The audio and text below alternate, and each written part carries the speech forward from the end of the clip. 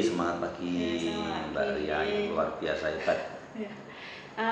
Pada pagi hari ini Pak Tio, saya CGP Angkatan 8 dari SMA Negeri 1 Tayu hendak melakukan wawancara kepada Pak Tio sebagai Kepala SMA Negeri 1 Tayu. Nah, maksud dari wawancara ini adalah bagaimana Pak Tio selaku Kepala Sekolah mengambil keputusan terhadap suatu permasalahan. Gitu Pak Tio. Siap. Izin ya Pak Tio. Ya, bisa. Baik. Untuk selama Pak Tio menjabat sebagai kepala sekolah di SMA Negeri 1 Tayu, apakah jenengan mampu mengidentifikasi kasus-kasus yang merupakan dilema etika atau bujukan moral, Pak Tio? Ya, terima kasih Mbak Ria. Sebagai kepala sekolah yang mempunyai tanggung jawab besar di SMA sini, dalam melaksanakan tugas ini saya merasa memang ada berbagai permasalahan. Beberapa hal itu juga menurut saya merupakan satu dilema etika. Di beberapa permasalahan juga bisa dikategorikan menurut saya juga dalam bentuk bujukan moral. Itu terjadi di keseharian selama saya menjalankan tugas. Lalu bagaimana Pak Tio sendiri dalam menjalankan pengambilan keputusan tersebut, terutama pada kasus-kasus di mana ada dua kejadian yang kedua-duanya itu adalah hal yang benar, atau kedua-duanya itu adalah hal-hal yang sama-sama membawa nilai kebaikan atau nilai kebajikan? Ya, dalam pengambilan keputusan sebagai pemimpin ya atau sebagai kepala sekolah, pasti yang pertama saya harus melihat dulu, saya juga mengingat kembali dan saya juga harus sesuai dengan ranah kebijakan dari tupoksi saya selaku kepala sekolah. Saya memperhatikan aturan-aturan, kebijakan, regulasi yang ada terkait dengan pengambilan keputusan yang akan saya lakukan. Semua yang akan saya lakukan dalam pengambilan keputusan itu pasti ada dampaknya. Maka dalam pengambilan keputusan itu selain memperhatikan dari regulasi, aturan, kebijakan, saya juga tetap memperhatikan budaya positif atau hal baik, dampak-dampak yang akan ada nanti dari hasil pengambilan keputusan itu. Kalau selama nanti memang berdampak baik, ya tidak ada salahnya, tapi juga harus kita pertimbangkan seberapa besar dampaknya itu bermanfaat untuk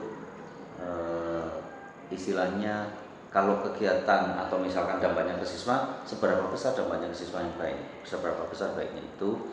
Kalau pada guru, kepada sekolah, kita juga harus pertimbangkan itu. Misalkan ada dua kegiatan atau dua hal yang sama-sama berdampak baik, kita harus memilih misalnya seperti itu. Ya harus kita analisis, kita sesuaikan dengan kebutuhan yang lebih utama untuk sekolah. Itu misalnya seperti itu. Itu biasanya pengambilan keputusannya itu berdasarkan mungkin kebutuhan ini berdasarkan aturan kebutuhan atau mungkin ada hal yang lain begitu Pak? Ya, yang pasti yang pertama kan kita sebuah instansi pendidikan, lembaga pendidikan, sekolah itu kan punya visi misi misalnya gitu. Contohnya misalkan SMA kita tuh pengennya sekarang membidik ke karakter peduli lingkungan misalnya seperti itu. Ketika ada dua kegiatan, yang satunya kegiatan yang hanya orientasinya ke keberhasilan lomba-lomba di luar misalkan seperti itu baik memang. Tetapi untuk ada kegiatan kita misalkan ada kita anggaran misalkan untuk kegiatan mengikuti event lomba berjenjang, memang itu penting. Tapi ternyata bersamaan dengan itu ada kegiatan yang lebih kita fokuskan ke pengembangan karakter yang agar anak-anak lebih peduli pada lingkungan, maka kita pentingkan di situ. Nah, nanti untuk kegiatan yang satunya di lain waktu pasti ada lagi. Misal seperti itu. Jadi sesuai dengan kebutuhan yang dampaknya lebih luas kepada seluruh siswa. Tapi ada event tertentu yang hanya untuk satu kelompok siswa. Contoh pernah kan misalkan kita diminta anak-anak menampilkan kreasi tari-tari di event lingkungan di kecamatan misal. Tapi itu dampaknya hanya untuk sekelompok siswa ini. Memang sekolah juga ada nama baik, sekolah juga punya nama baik, siswa yang tampil juga punya kesempatan tampil, memunculkan bakatnya, mengembangkan kreativitasnya. Tapi ketika bersama dengan itu ada kegiatan peduli lingkungan yang skalanya untuk semua siswa, maka kita pilih itu. Lalu untuk langkah-langkah detailnya Pak Tio, ketika Pak Tio mengambil keputusan ini, itu prosedurnya pripun sampai pada keputusannya adalah ini. Ya, yang pertama kita lihat dulu dari urgen tidaknya kegiatan itu atau program itu. Kemudian yang kedua, sarana pendukung, daya dukung semuanya, baik dari dukungan sumber dayanya juga, pendanaannya juga. Yang paling penting itu pendanaannya ada tidak. Kemudian pasti dari nilai manfaatnya. Nilai manfaatnya seberapa besar manfaatnya untuk sekolah, untuk kepentingan pendidikan, misal seperti itu. Kemudian ada tidak dampak-dampak lain yang ditimbulkan dari situ. Nah, dari sini kita akan menganalisis untuk mengambil keputusan tersebut. Lalu dari hal-hal yang selama ini Pak Tio sudah jalani, ada tidak hal yang paling efektif dalam mengambil keputusan? Ya, yang pertama jelas patuh regulasi, sesuaikan dengan kebijakan penggunaan anggaran sekolah yang ada. Kemudian kita ajak teman-teman berkoordinasi. Kita berkoordinasi untuk bersama-sama menganalisis agar pengambilan keputusan itu nanti bisa diterima dengan baik. Lalu, apakah Pak Tio sendiri memiliki jadwal khusus untuk menyelesaikan permasalahan yang terkait dilema etika, mungkin menjadwalkan khusus untuk bertemu sebentar atau ya sebetulnya saya juga itu pengennya juga punya jadwal timing. Jadwal khususnya tidak harus hari apa, jam berapa, enggak, tapi dalam 1 minggu itu minimal 1 kali saya harus pernah melaksanakan koordinasi dengan teman-teman. Itu koordinasi apapun itu. Sehingga dalam 1 minggu itu kami atau saya itu akan tahu, minimal akan tahu ada apa dalam 1 minggu ini. Kita evaluasi, kalau ada mau planning apa, kita rembuk bersama. Jadi memang saya ada jadwal, tapi tidak paten. Tidak paten harus hari apa, jam berapa, tidak. Jadi, tapi mesti harus ada dalam 1 minggu koordinasi. Kalau prosedurnya berapa Pak? Ketika sudah ada jadwal meskipun tidak paten tadi, bagaimana Pak Tio itu melakukan hal tersebut? Apakah dikumpulkan dalam ruang pertemuan atau di gazebo kita ngobrol santai? Ya. Yang pertama saya jelas cari waktu longgar saya. Waktu longgar saya karena kadang kegiatan mendadak. Yang kedua, saya juga minta pendapat dari teman-teman yang akan terlibat di sini, kapan bisanya. Itu. Yang pasti jangan sampai mengganggu kegiatan pembelajaran di kelas. Jadi kita cari waktu yang misalkan teman-teman guru yang akan terkait di sini itu pas jam kosong. Kalau ada guru yang pada saat itu mengajar, pentingkan mengajar, nanti informasi pentingnya akan kita berikan, kita sampaikan lewat pelaksana kegiatan atau saya langsung di jam ketika memang bisa. Jadi tetap mementingkan pelayanan siswa. Kemudian tempatnya ya bisa di ruang kepala sekolah, bisa di luar ruangan, di ruang pertemuan, tidak harus secara formal. Kadang-kadang koordinasi tiba-tiba bareng-bareng saya pas masuk ruang BK bersama teman-teman BK, di situ ada lagi bersama-sama langsung spontan kita adakan koordinasi terkait apa misalkan. Itu saya masuk ruang waka, ternyata teman-teman waka lengkap, saya koordinasi di sana. Kalau pagi meskipun tidak wajib setiap pagi, saya berikan lewat briefing dengan Bapak Ibu guru informasi-informasi apa. Jadi ada informasi kegiatan apa, program apa, itu saya sampaikan. Lalu hal-hal apa saja Pak Tio yang mempermudah Pak Tio untuk mengambil keputusan? Kalau bagi saya yang pertama adalah komunikasi, yang kedua kepercayaan. Ya, komunikasi, saya harus pintar-pintar menjalin komunikasi dengan semua warga sekolah yang ada di sini. Itu. Kalau tidak ada komunikasi, bagi saya nanti tidak akan ketemu dengan baik. Itu. Kemudian koordinasi tadi, kan komunikasi lewat koordinasi tadi. Terus kepercayaan, saya berusaha untuk istilahnya menerapkan kepercayaan, budaya positif. Kita percayalah bahwa semua teman warga sekolah itu mampu menjalankan tugasnya dengan baik. Ya kalau evaluasi pasti ada, tapi dengan kepercayaan yang kita berikan, insya Allah program atau kebijakan bisa dilaksanakan dengan baik. Tadi kan yang mempermudah ya Pak, nah, tantangan Pak tantangan dalam pengambilan keputusan. Betul. Tidak hanya kepala sekolah, mungkin Bapak Ibu guru, teman-teman semua dalam hal apapun selalu ada tantangan. Yang paling utama bagi saya adalah karakter masing-masing pribadi orang itu beda-beda. tidak semua hal kebijakan pengambilan keputusan yang kita sampaikan itu diterima dengan baik. Jadi tantangannya adalah penerimaan atau beda pemahaman itu apa? Misunderstanding. Iya, yang seperti itu. Jadi kadang-kadang ada pemahaman yang tidak sama dari semua teman itu tantangannya. Sehingga kalau pemahamannya tidak sama, mengartikannya beda. Lalu untuk menjembatani tantangan tersebut Pak Tio, pripun solusi apa? Yaitu dengan memperbanyak komunikasi tadi. Taruhlah misalkan sudah ada koordinasi, ternyata di kemudian hari kok ada yang agak berbeda, saya koordinasi lagi, saya tidak harus dengan semuanya. Utamanya kepada teman-teman yang mungkin tidak sepaham itu, ya saya lakukan pendekatan saja, diskusi komunikasi untuk mengclearkan tadi. Bagi Pak Tia itu lebih mudah secara pendekatan personal ngoten apa dalam satu forum diomongkan secara bersama-sama? Kita lihat dari muatannya, dalam arti gini, ada hal-hal yang bersifat personal atau privasi, maka saya memilih pendekatan secara pribadi itu. Tetapi secara umum nanti juga kita bisa sampaikan, karena ada hal-hal yang memang semua teman-teman itu harus mendengar juga. Contoh begini, ketika ada keterlambatan kehadiran masuk kelas, itu secara personal Bapak Ibu guru ini saya coba komunikasi. Ketika ketemu, entah di mana ketemu, di ruang guru, tidak harus saya panggil ya, saya diskusi ada apa, kenapa. Itu secara personal kan komunikasi. Tapi ketika ada briefing atau koordinasi bareng semua guru, saya menyampaikan, tidak menyebut nama mestinya kan, saya menyampaikan bahwa kita harus selalu berupaya untuk tepat waktu, hadir tepat waktu. Saya sampaikan Bapak Ibu kalau terlambat hadir mestinya bla bla bla dan sebagainya. Nah, itu kan secara umum. Artinya secara umum juga kita tetap memberikan motivasi kepada teman-teman untuk disiplin, tapi secara personal kepada teman-teman yang ada keterlambatan masuk kelas atau mungkin ada hal apa yang perlu didiskusikan secara pribadi, ya saya sampaikan. Akhir-akhir ini Pak, dalam waktu belakangan ini kira-kira ada hal apa yang di situ Pak Tio harus mengambil keputusan dalam kondisi yang seperti apa, untuk contoh-contoh yang kontekstual di SMA Negeri 1 Tayu itu? Ya. Satu atau dua? Contohnya yang paling baru, nah ini budaya positif ya.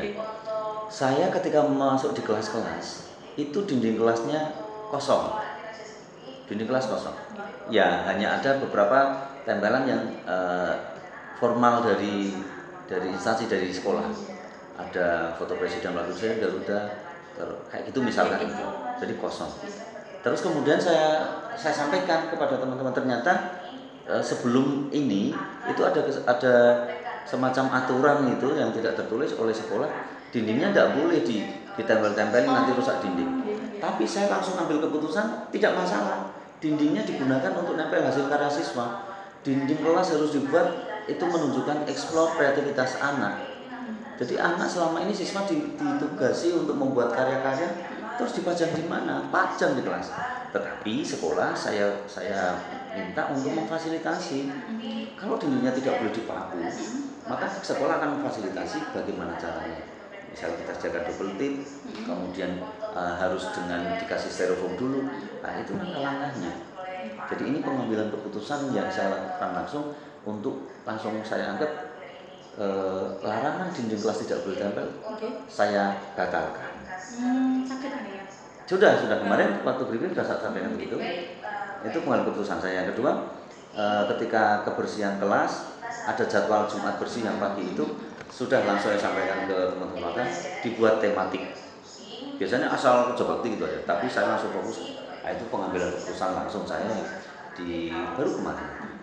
Dengan pertimbangan apa ya? Dengan rule-nya begini lebih bagus. Iya. Kita nuansanya sekarang kan kurikulum merdeka. Kita ingin menciptakan lingkungan belajar yang menyenangkan, nyaman bagi para siswa. Jadi para siswa itu kan kita buat mereka lebih tertarik melihat di dinding kelasnya itu ada hasil karyanya. Itu akan motivasi anak. Motivasi anak ketika saya membuat karya, wah ditampilkan, pasti berarti kan senang, sebuah kebanggaan. Kemudian itu sebagai wujud penghargaan kreativitas mereka. Selain itu, ketika anak-anak jenuh, pasti ada titik jenuhnya ketika pembelajaran, dia lihat-lihat dindingnya tidak kosong, tapi dia sambil bisa baca. Mungkin juga bisa untuk belajar, karena yang ditempel itu kan pasti kan tentang materi-materi pembelajaran misalnya. Jadi saya langsung harus digunakan. Menarik ya Pak. Kemudian dari semua hal yang sudah disampaikan oleh Pak Tio ini, pembelajaran apa yang bisa Pak Tio ambil dari pengalaman dalam mengambil keputusan selama menjadi kepala sekolah di SMA Tayu? Saya menyimpulkan satu hal bahwa dalam pengambilan keputusan itu memang saya jelas harus menganalisis dulu. Saya sesuaikan dengan kebutuhan kebijakan itu dan selalu patokannya regulasi, kemudian kebermanfaatannya. Kalau tidak sesuai kebutuhan sekolah, itu hanya sebatas keinginan, ya jangan. Pembelajaran di situ. Kemudian saya harus melibatkan warga sekolah ini agar sama-sama merasa bertanggung jawab untuk melaksanakan program yang keputusan saya itu. Jadi kebermanfaatan dan keterlibatan. Iya, betul. Terima kasih Pak Tio sudah berkenan melakukan wawancara terkait pengambilan keputusan. Semoga saya juga bisa terinspirasi. Pasti. Terinspirasi ya. Kalau nanti jadi kepala sekolah nanti, semoga bisa membawa. Siap. Terima kasih ya Pak Tio. Sukses untuk Mbak Ria. Sehat selalu.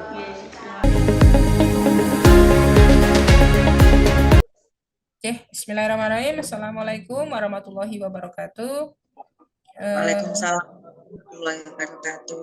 Oke, yang terhormat Ibu Tapa Isnaini, Kepala Sekolah SMA Negeri 1 Batangan, begitu. Kemudian Bapak Ibu rekan-rekan CGP kelas A. Jadi hari ini kita akan melakukan wawancara kaitannya dengan pengambilan keputusan berbasis nilai-nilai kebajikan sebagai pemimpin, seperti itu. Nanti akan ada beberapa pertanyaan untuk kita ajukan kepada Ibu Tapa sebagai kepala sekolah. Untuk pertanyaan yang pertama mungkin akan disampaikan oleh Bu Maria. Oke. Pertanyaan kedua dan ketiga mungkin akan saya sampaikan. Kemudian untuk pertanyaan kelima bisa Pak Rian untuk menyampaikan. Dan selanjutnya untuk pertanyaan keenam bisa Bu Yayu untuk menyampaikan. Begitu. Oke, waktu saya aturkan kepada Bu Maria. Silakan Bu Maria, monggo. Terima kasih Bu Enda.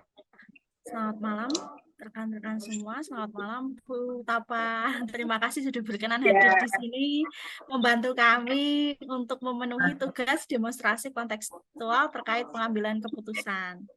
Nah, untuk pertanyaan wawancara Bu ini karena saya yang pertama terkait dengan permasalahan-permasalahan yang Bu Tapa hadapi ketika menjabat sebagai kepala sekolah di SMA Negeri 1 Batangan itu apakah di sana itu dapat diidentifikasi ke dalam kasus dilema etika atau bujukan moral gitu?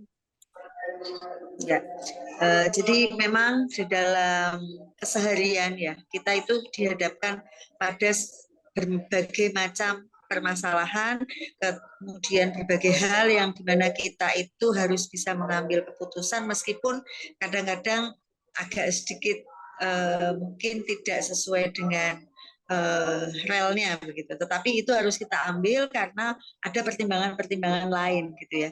Jadi di sini dilema etika itu merupakan situasi ketika saya atau seseorang itu harus memilih di antara dua pilihan tetapi sebenarnya sama-sama betul tetapi agak bertentangan seperti itu. Kemudian sedangkan kalau bujukan moral itu merupakan situasi yang terjadi ketika seseorang itu harus membuat keputusan antara benar dan salah gitu ya. Dalam keseharian memang seringkali seperti itu yang terjadi. Nah, untuk mengidentifikasi biasanya kami atau saya itu ya bisa kita mengidentifikasi itu artinya kita pertimbangkan juga hal-hal yang baik gitu ya. Artinya keputusan yang diambil itu merupakan keputusan yang paling baik di antara pilihan yang ada gitu, di antara pilihan yang ada gitu. Mungkin seperti itu. Terima kasih Bu untuk kan ada dilema etika dan bujukan moral ya tadi, terima kasih sudah dijelaskan juga di dalam permasalahan yang dihadapi oleh Bu Tapa selama ini di SMA Negeri 1 Batangan itu, apakah Bu Tapa itu pernah menghadapi permasalahan di mana masalah tersebut ada dua permasalahan di mana permasalahan itu adalah sama-sama menjunjung tinggi nilai kebajikan atau sama-sama benar. Artinya Bu Tapa menghadapi dilema etika. Apakah Bu Tapa pernah mengalami hal tersebut, Bu? Ya, jadi pasti pernah ya, pasti pernah. Jadi ketika kami melaksanakan tugas gitu, pasti adalah permasalahan-permasalahan yang dihadapi.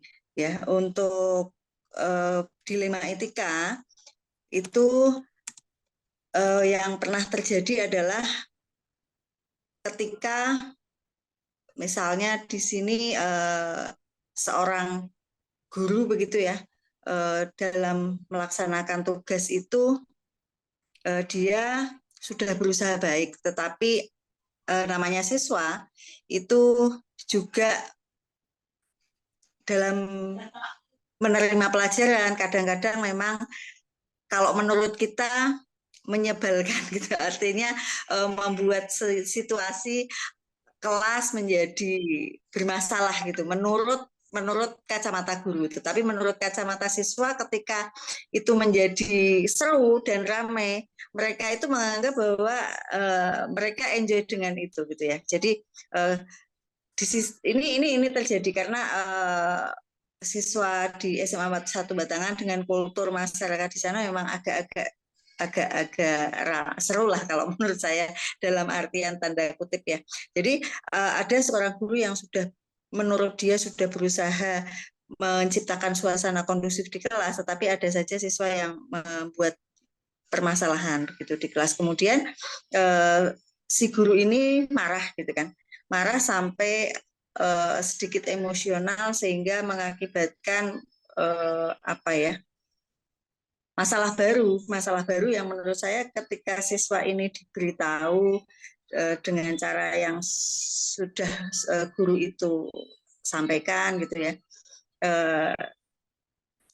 siswa itu juga merasa bahwa loh kan saya sudah mengikuti pelajaran Bu, meskipun dia dengan caranya itu mungkin kalau menurut guru dia tidak memperhatikan, tapi siswa ini loh saya sudah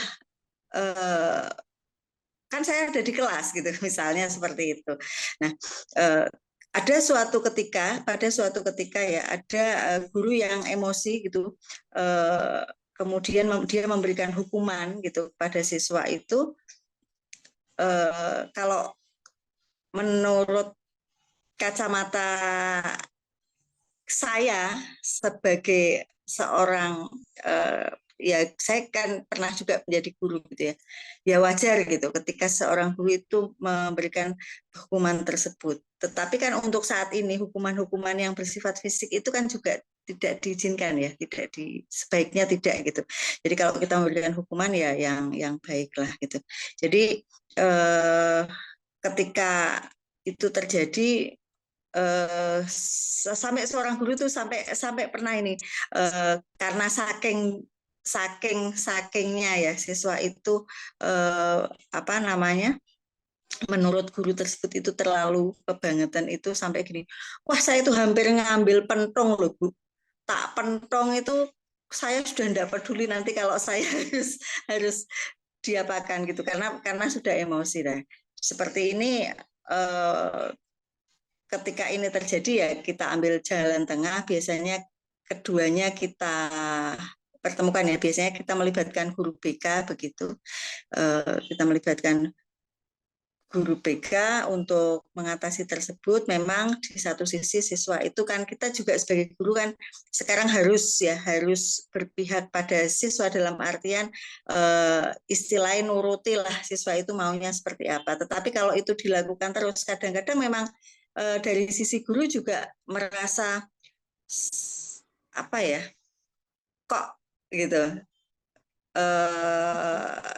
di sisi lain secara dia paham gitu bahwa berinisiasi itu kita memang harus memahami setiap siswa itu memang punya keunikannya sendiri gitu. Tetapi di sisi tertentu ya memang ada hal-hal yang dari sisi emosi mungkin agak apa ya harus juga dipertimbangkan, mungkin seperti itu. Jadi biasanya kita pertemukan, kemudian nanti kita komunikasikanlah dengan baik bahwa bagaimana siswa seharusnya bersikap dan guru untuk menyelesaikan permasalahan, mungkin seperti itu, Bu. Terima kasih, Bu. Lalu untuk menyikapi dilema etika yang terjadi itu, pengambilan keputusan yang seperti apa yang Bu Tapa lakukan, Mboten? Oh ya, jadi untuk adanya perbedaan tadi ya, dilema etika dalam pengambilan keputusan, tentu saja saya kepada guru tersebut gitu ya, selalu mengatakan bahwa apapun kondisinya siswa, kita sebagai guru itu harus mempunyai kesabaran yang cukup tinggi. Kalau saya selalu bilang bahwa sekolah itu merupakan bengkelnya siswa ya, bengkelnya anak gitu. Artinya perilaku anak apapun itu kan memang harus kita luruskan kita.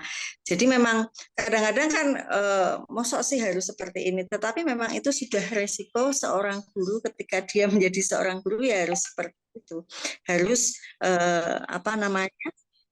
bagaimana kita punya cara untuk mengatasi siswa tersebut, karena dengan kekerasan kita, siswanya mungkin ndablek, gurunya keras, itu juga tidak bisa menemukan satu solusi gitu. Jadi memang harus guru itu benar-benar punya kesabaran yang tinggi. Terima kasih, Bu Topo. Oke.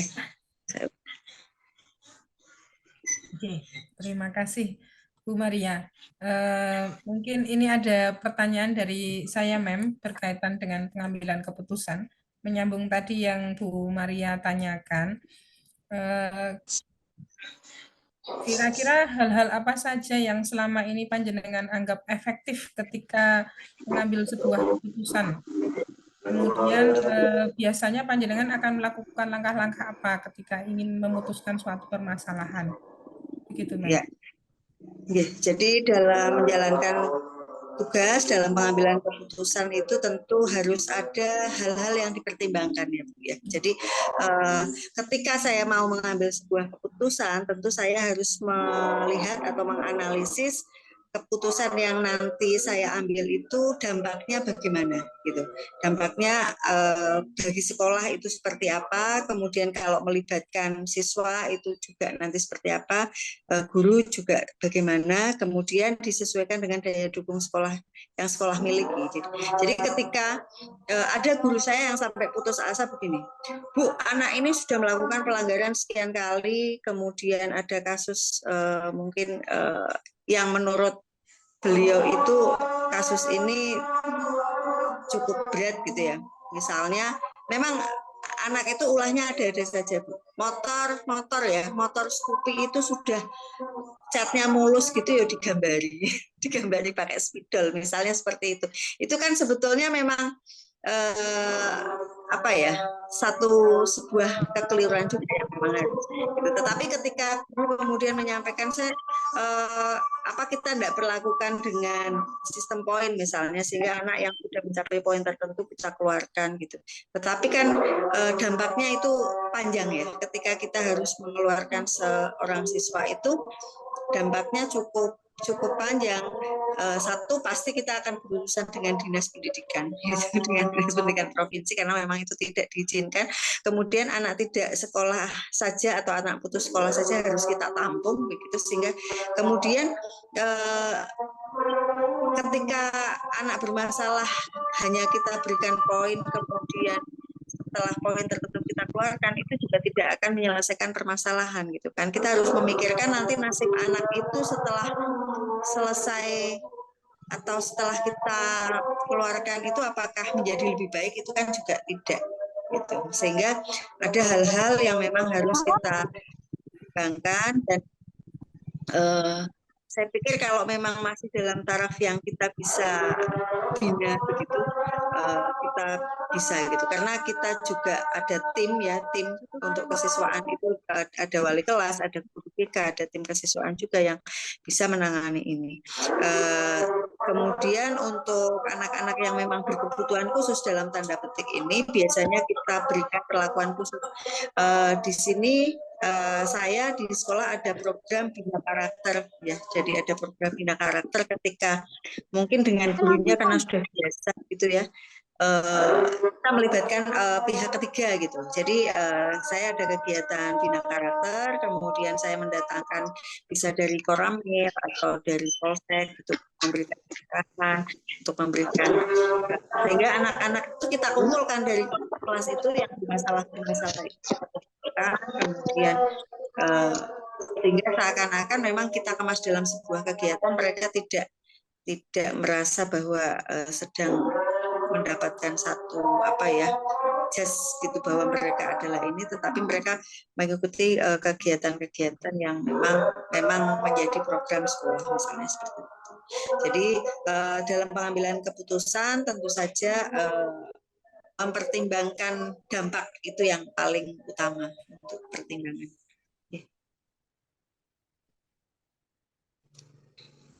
Mungkin itu Bu Endah. Terima kasih. Jadi kalau mau tadi yang pertama adalah dampak, baik itu untuk siswa maupun guru, kemudian disesuaikan dengan daya dukung sekolah. Begitu tadi, Ma'am. Kemudian apakah dampak ini akan menimbulkan hal-hal apa nanti berkelanjutan untuk dampak jangka panjang? Ya. Sinyalnya Bu Enda agak putus-putus napa nggih?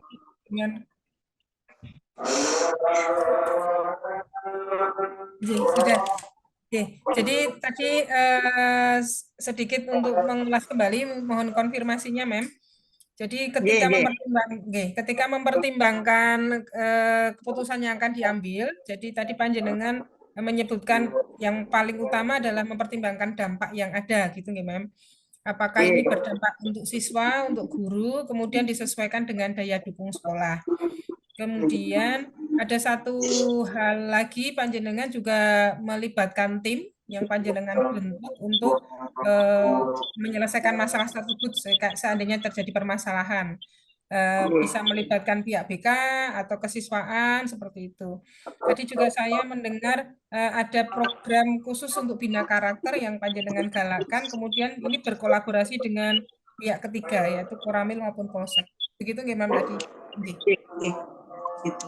Saya rasa untuk pertanyaan dari saya mungkin cukup, mungkin bisa dilanjutkan Pak Rian untuk pertanyaan selanjutnya. Monggo Pak Rian. Oke. Terima kasih. Terima kasih Bu Topo. Ya, sama-sama. Bertanya Bu Tapa. Ya, Pak Rian. Yang dari pertanyaan teman-teman tadi menyambung juga dalam mengambil keputusan itu kan ada beberapa tantangan ya, tantangan apa saja sih yang membuat yang menghalangi adalah tantangan apa selama ini pada saat jenengan mengambil keputusan. Ya, untuk di permasalahan di sekolah selain itu juga mungkin ini ketika penggunaan dana sekolah misalnya ya. Jadi hampir seperti ketika kemarin di sekolahnya Pak Budi itu, di sekolah saya pun sama. Jadi sekarang itu di dalam pengelolaan sekolah, memang kan sekolah itu hanya menggunakan 2 dana saja ya, hanya dana BOP dan BOS saja. Jadi dana lain kan tidak diizinkan. Kemudian BOP saja itu sudah untuk mengcover pembayaran untuk GTT, PTT, dan jumlahnya sekarang pun turun, kalau 800 sekarang hanya 500 gitu. Sehingga kalau hampir semua sekolah mengalami itu. Ketika pembayaran itu hanya cukup untuk sampai sekian bulan gitu. Kemudian ketika contoh juga di sekolah kami kekurangan guru ya, di sekolah saya itu ada kekurangan guru sosiologi, sejarah, bahasa Jawa. Nah, dengan kondisi yang ada, siswa kan tidak mungkin tidak kita ajar ya. Sementara mereka harus mendapatkan haknya dan kita harus memenuhi itu. Kemudian pada saat pendataan atau penempatan P3K kemarin itu juga ternyata kita tidak mendapatkan guru itu, otomatis kan kita harus membayar guru tamu, misalnya seperti itu. Nah, guru tamu itu kan bisa dibayar dengan kalau dalam pelaporan kan tidak bisa. Jadi dalam laporan itu yang dilaporkan ya GTT, PTT sesuai dengan cut off 2019 misalnya. Tetapi dalam kenyataannya kan kita butuh untuk bayar mereka ya, karena mungkin kita meskipun pembayarannya tidak ada standar, guru tamu itu kan sesuai dengan kemampuan sekolah. Jadi kalau di Batangan itu kita berikan 50.000 per jam begitu, mungkin seperti itu. Nah, tapi di dalam pelaporannya itu kan kita dengan barang dan jasa, misalnya seperti itu. Itu kan sebetulnya di satu sisi itu kan dilema juga ya, termasuk dilema ya. Itu sebuah tantangan, Tetapi kita selalu berkoordinasi sih. Artinya memang kebutuhannya adalah seperti itu. Misalnya contohnya seperti itu. Jadi untuk pembayaran guru di luar cut off, otomatis kan kita harus mengusahakan. Yang bisa kita lakukan yaitu dengan pembelanjaan barang dan jasa, ada yang kita poskan lah untuk itu. Karena siswa harus mendapatkan pelayanan kan seperti itu. Sementara guru lain jumlah jamnya juga sudah cukup banyak. Kemudian untuk penggunaan dana BOS misalnya, BOS itu kan untuk pembangunan jelas nggak boleh. Bolehnya hanya untuk rehab ya, rehab itu saja ada batasannya misalnya. Sehingga ada istilah sekarang satu genteng jatuh aja di sekolah harus nunggu dana BOS gitu, karena sekolah tidak bisa serta-merta untuk perbaikan. Tetapi kan kalau memang itu membahayakan gitu, misalnya contoh ya, pagar yang memang sudah membahayakan atau kondisi atap yang memang sudah membahayakan, sementara untuk pengajuan DAK atau pengajuan dana rehab itu kan juga ada waktunya. Misalnya untuk tahun ini sudah tutup ya, ada lagi nanti kan Februari 2024. Kan kita tidak mungkin membiarkan kondisi tersebut kita biarkan, karena nanti akan membahayakan, sehingga kan mau tidak mau kita mencoba untuk mencari gitu kan, mencari celah lah untuk bisa perbaikan tetap jalan, tetapi nanti dari sisi pelaporan juga aman begitu. Yang penting memang digunakan betul untuk keperluan sekolah gitu. Jadi kadang-kadang begitu. Di sisi lain kita tahu bahwa ini keliru kalau kita gunakan untuk ini begitu di saat karena penganggaran yang sebenarnya tidak untuk itu. Tetapi kalau memang itu adalah sebuah kebutuhan yang harus diatasi ya mau tidak mau kita ambil langkah tersebut. Nanti pelaporannya kita buat supaya itu sah gitu kan. Tetapi kan penggunaan ini memang benar-benar dipakai untuk kebutuhan sekolah, tidak untuk kebutuhan pribadi atau yang lain. Mungkin seperti itu. Tantangannya ya memang cukup berat. Jadi taruhannya adalah Bismillah. Bismillah dalam artian misalnya seperti itu. itu untuk kalau menyangkut anggaran ya. Kalau sudah menyangkut anggaran itu memang ketika kita mau tanda tangan itu ya orangnya mau Bismillahirrahmanirrahim gitulah. Mungkin seperti itu Pak. Di sisi yang lain ya, kalau di sisi siswa itu ya itulah banyak hal seperti itu. Kita tahu untuk siswa penanganannya memang harus sekarang itu kita betul-betul berpihak pada siswa. Jadi kalau tidak bisa seperti dulu ya, kalau dulu itu guru siswa mau dihukum apapun bisa gitu kan. Tapi sekarang kan banyak hal yang harus dipertimbangkan. Karena memang regulasinya sudah berubah, dan memang kalau kita pikir betul secara sisi positif ya memang anak itu adalah anak gitu. Ketika dia belum dewasa kan masih menjadi tanggung jawab orang tua, dan kita sebagai guru itu ya memang orang tuanya mereka di sekolah ya sebisa mungkin kita mengentaskan kan usahanya kan seperti itu. Perkorongko setelah kita lepas, jadi apa mereka ya sudahlah gitu kan, sudah tidak menjadi tanggung jawab kita. Tetapi ketika mereka masih berada di sekolah kan memang usahanya kita harus maksimal, mungkin seperti itu. Oke, terima kasih Bu Tapa atas jawabannya yang Jadi, cukup panjang dan memberi contoh-contoh tidak hanya ke siswa tapi juga tentang ini ya etika dan moral pada saat kebijakan untuk anggaran juga. Oke, terima kasih. ya. Saya Nah, Tentang ini Bu Tapa, melanjutkan dari Pak Rian tentang ini, apakah ketika Bu Tapa itu misalnya sedang menghadapi permasalahan ngoten, apakah Bu ya. Tapa itu menjadwalkan waktu khusus ngoten untuk Hmm. menyelesaikan dilema ini? Ngoten. Ada jadwal-jadwal khusus atau waktu khusus ngoten untuk menyelesaikan ini ngoten? Kalau mungkin kalau kita jadwalkan rencana itu mungkin tidak ya. Karena kan permasalahan itu kan munculnya kan juga kita tidak bisa prediksi ya maksudnya. Terima kasih Bu. Oke, Monggo Bu terima kasih sekali. Yayu. Oke. Bu Yayu, monggo waktu untuk panjenengan Terima menanyakan kasih. sesuatu. Oke, Terima silakan. kasih waktunya.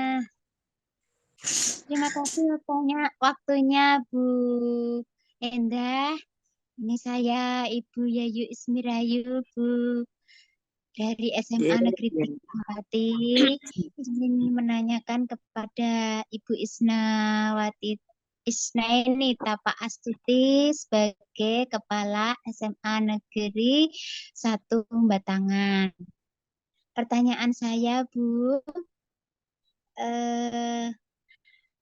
adakah seseorang atau faktor-faktor apa ya yang selama ini mempermudah atau membantu Bu Tapa dalam pengambilan keputusan dalam kasus-kasus dilema etika? Jadi faktor-faktor apa ada yang membantu di situ dalam penyelesaian kasus-kasus dilema etika gitu. Itu yang pertama. Yang kedua, dari dua ya Bu Tapa, mohon maaf. Iya. Dari semua hal yang telah disampaikan, mungkin ada pembelajaran apa yang dapat oleh Ibu Tapa sebagai kepala sekolah dalam pengambilan keputusan dilema etika ini. Jadi pembelajaran apa yang bisa dipetik dari kasus yang sudah pernah dialami di SMA Negeri 1 Batangan. Matur nuwun saderengipun. Jadi yang pertama yang jelas kita mengenali nilai-nilai yang saling bertentangan itu tadi apa. Jadi kita analisis dulu ya, analisis masalahnya, kita mengenali dulu masalahnya. Kemudian yang kedua adalah kita menentukan siapa yang terlibat dalam situasi ini. Jadi guru atau siswa gitu. Jadi kita menentukan yang terlibat dalam permasalahan ini siapa, kemudian sehingga nanti dampaknya juga kita bisa pertimbangkan. Kemudian yang ketiga adalah kita mengumpulkan fakta-fakta atau data ya yang relevan dengan kasus tersebut. Jadi datanya itu apa, kemudian kita lakukan juga pertimbangan benar salah. Jadi kalau kita lakukan langkah A, nanti dampaknya apa, kalau kita lakukan yang B, itu dampaknya apa, misalnya seperti itu. Mungkin seperti itu ya Bu ya. Jadi nanti kalau sudah kita analisis dampaknya tadi, baru kita mengambil sebuah keputusan. Kesimpulan berupa keputusan. Ya. Sehingga apa namanya ya, efeknya itu kita buat seminimal mungkin gitu. Jadi efek negatif lah, efek apa ya, bukan negatif sih sebetulnya. Efek yang akan ditimbulkan dari sebuah keputusan itu seminimal mungkin gitu. Jadi dari keputusan yang kita ambil itu seminimal mungkin. Ada masalah barunya itu paling minimal gitu. Jadi kalau Pegadaian itu mengatasi masalah tanpa masalah gitu kan. Nah ini juga begitu, harapannya mengatasi masalah tanpa masalah. Ketika ada masalah baru yang muncul itu ya sedikit gitu. Ini berpihak pada siapa, Bu Tapa? Berpihak pada murid atau berpihak pada guru atau sekolah?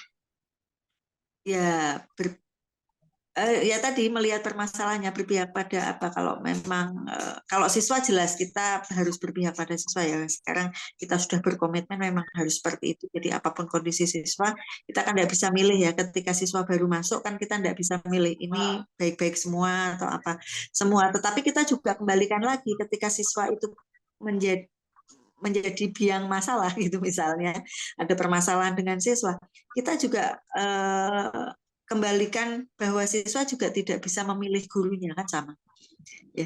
Siswa itu juga tidak bisa milih gurunya. Guru itu juga karakternya bermacam-macam ya.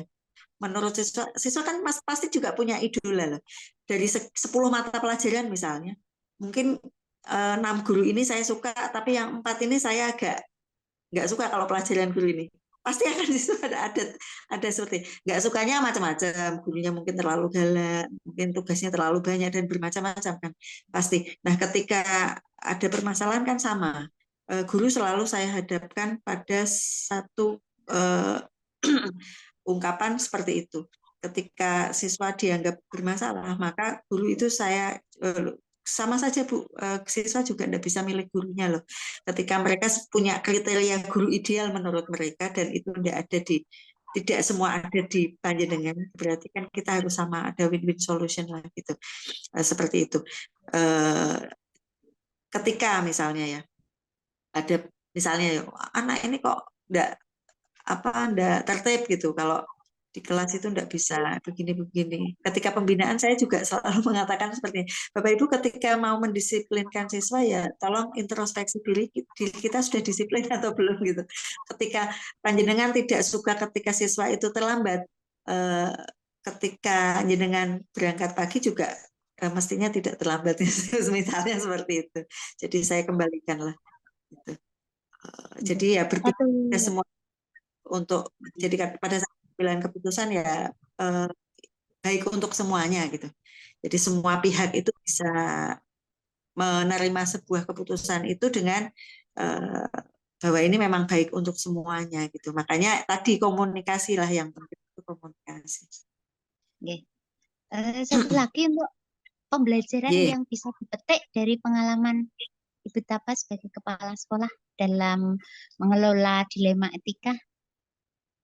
Pembelajaran Ya, yang bisa dipetik. Dengan banyaknya masalah yang muncul, otomatis saya semakin banyak belajar, Bu. Gitu. Jadi istilahnya kalau kita latihan, kita mau ujian itu kan langkah yang paling tepat dilakukan kan kita latihan mengerjakan soalnya.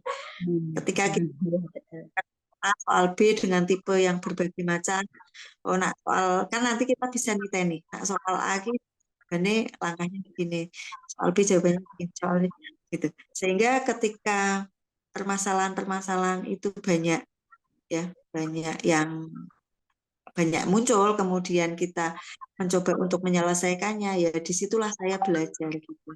Jadi semakin banyak permasalahan yang diselesaikan, maka semakin banyak saya belajar. Mungkin seperti itu, Bu.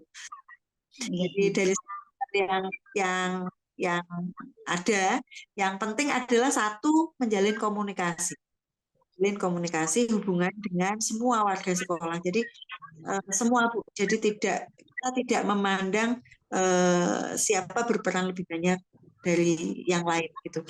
Kalau saya berprinsip bahwa semua itu punya perannya masing-masing dan semuanya itu memberikan hal positif untuk sekolah. Jadi tidak ada peran kecil di setiap sisi pekerjaan yang ada, baik itu wakil, baik itu guru, karyawan, sampai satpam, kemudian penjaga malam, tenaga kebersihan, semuanya punya perannya masing-masing gitu. Jadi seperti kalau di F1 itu kan ada ketika masuk di apa ya Pak Rian ya, kalau mau itu kan ada berhenti sesaat untuk ada yang ganti ban, ada yang ganti apa gitu ya. Apa namanya Pak? Pit stop. Pit stop. Jadi kalau iya kan kalau di event itu kan ketika masuk pit stop itu kan semuanya kerja ya Pak ya.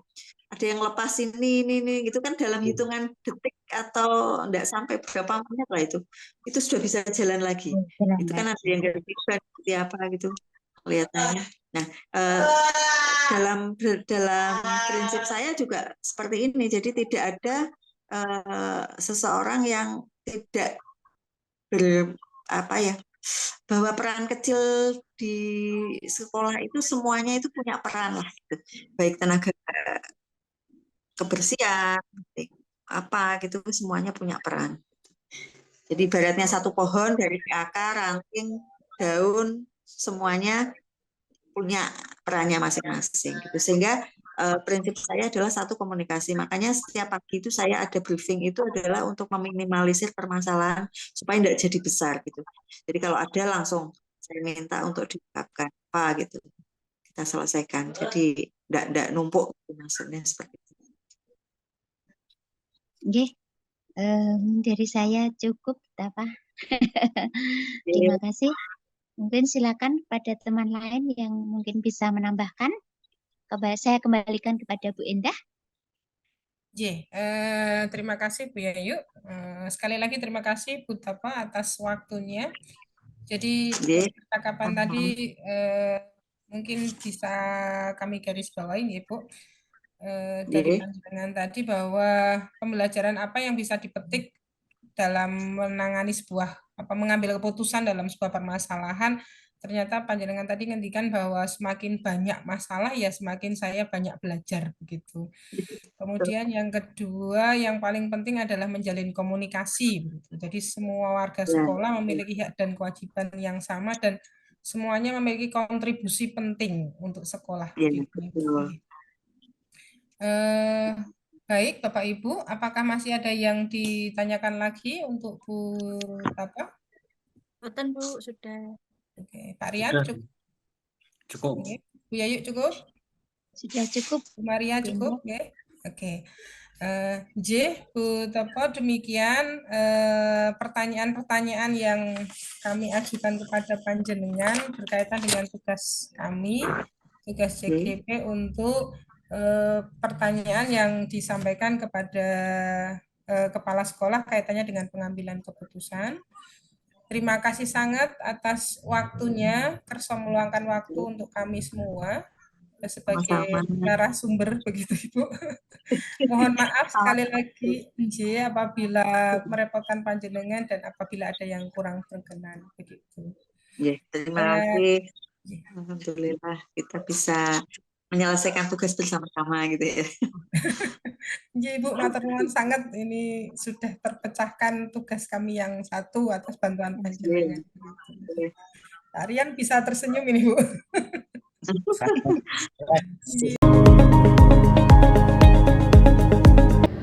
Selamat pagi Bu.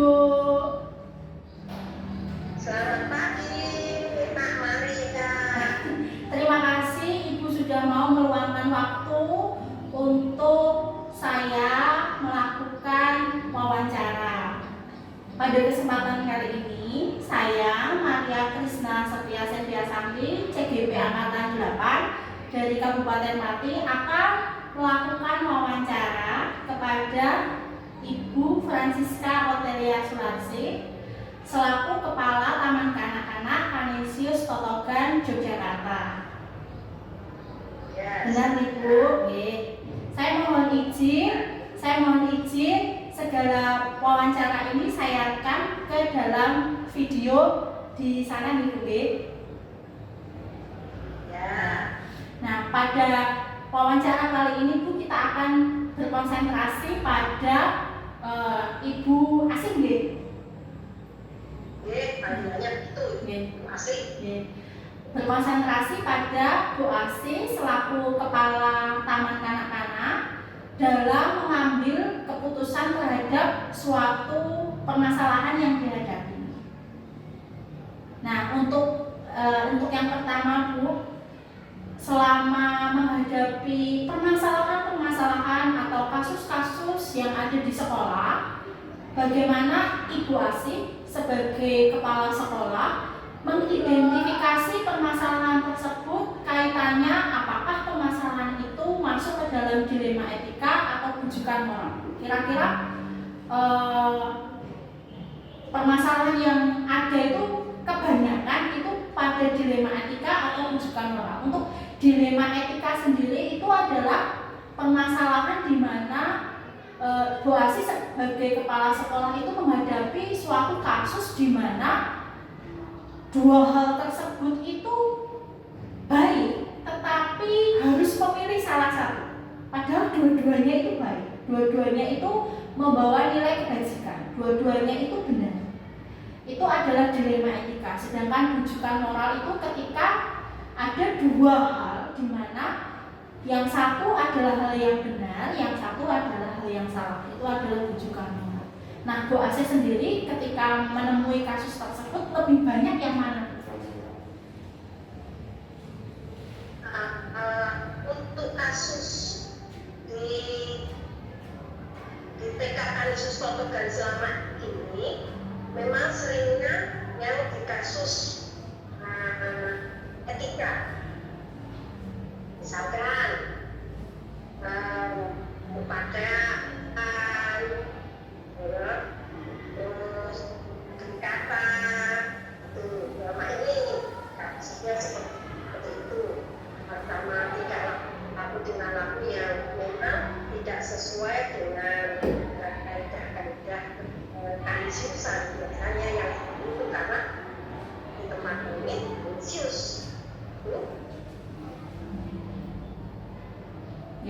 Berarti di sini bahwa dalam misalnya saya ambil contoh tadi soal berpakaian gitu, Ya. itu berarti dari Kanisius sendiri aturan berpakaiannya seperti ini. Tetapi fakta di lapangan itu seragamnya seperti ini. Mungkin karena kondisi ekonomi keluarga yang tidak mampu atau bagaimana begitu Bu, sehingga di sini terjadi dilema bagi Bu Asi. Apakah tetap mengikuti role-nya Kanisius atau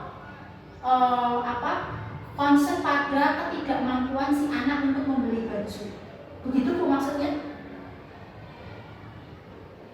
Ya, ini kalau seragam di pakaian di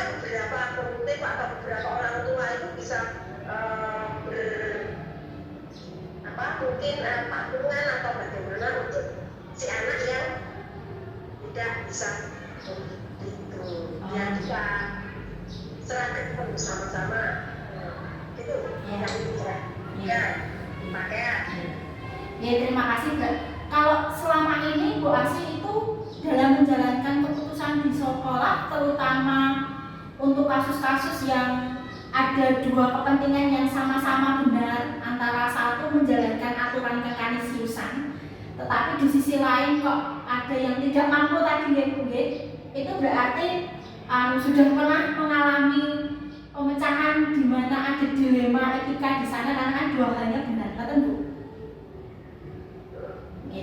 Lalu, monggo, Ripun Bu. Nah, memang di Kanisius itu memang mempunyai dua cara negosiasi juri bandoro, yayasan dan kedinasan. Jadi harus salah satu diambil. Nah, dengan mengambil terus kami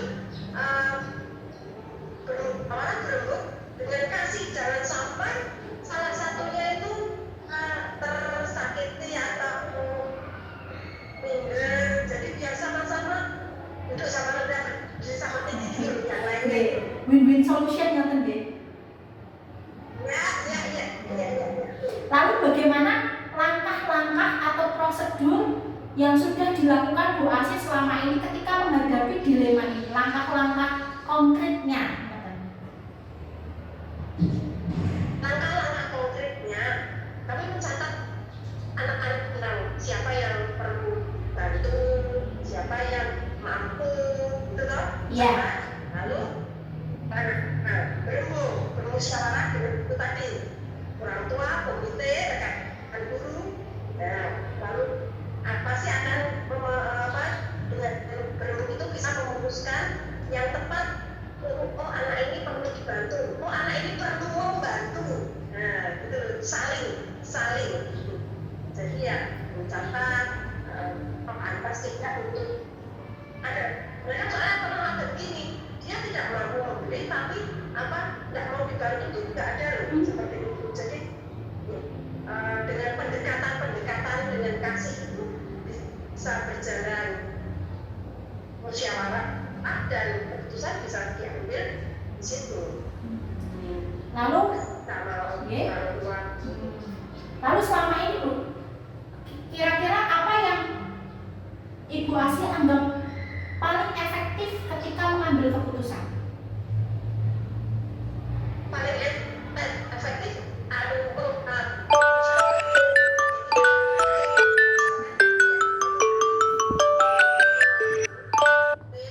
terutama yayasan juga diajak, biar yayasan juga tahu.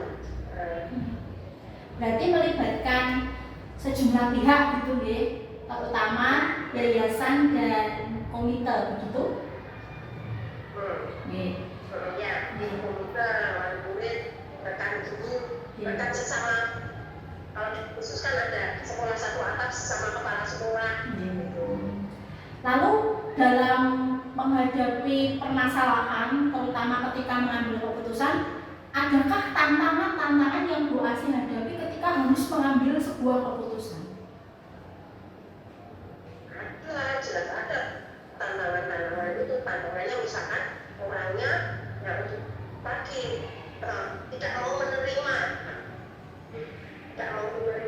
apa yang sebetulnya itu hasil besar, hasil musyawarah, tapi orangnya tidak mau menerima hasil itu. Nah, dengan cara nggak usah pakai seragam. Nah, nanti waktu murid sendiri atau komite yang membantu untuk melancarkan hubungan itu supaya bisa berjalan dan bisa terlaksana kegiatannya.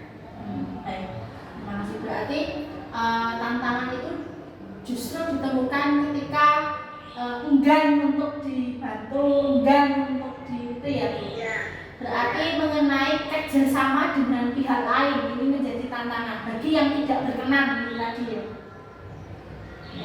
Ya. Kemudian ketika ada suatu permasalahan atau suatu kasus begitu, apakah Bu Asih itu ketika akan mengambil keputusan menjadwalkan waktu-waktu tertentu untuk menjalankan prosedur pengambilan keputusan itu nopo mboten? Biasanya ada masalah nopo, kemudian dijadwalkan waktu khusus untuk proses pengambilan keputusan. Oh, tidak ada insidental, ada kasus, ayo kita bertemu. Ada kasus, terus ayo kita bertemu. Tapi kadang-kadang yang bisa langsung bertemu itu komite dan wali. Kalau sesama rekan guru bisa langsung seketika itu.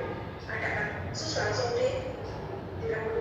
Tapi kalau melibatkan yang itu komite, wali murid itu pasti ada waktunya. Kapan kita bertemu?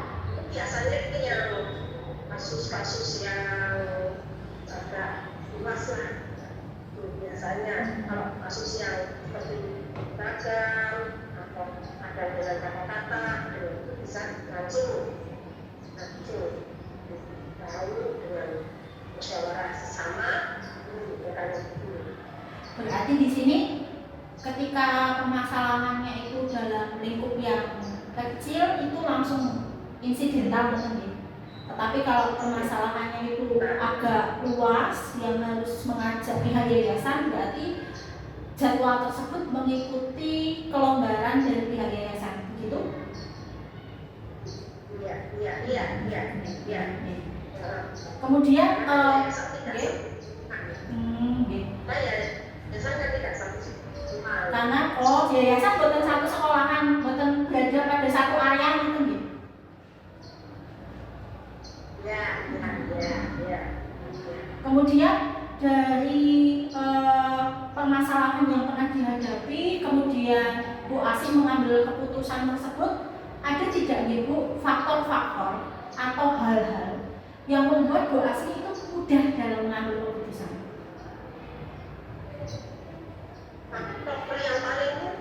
Faktor yang membuat Bu Asih mudah kerjasama, kerjasamanya begitu.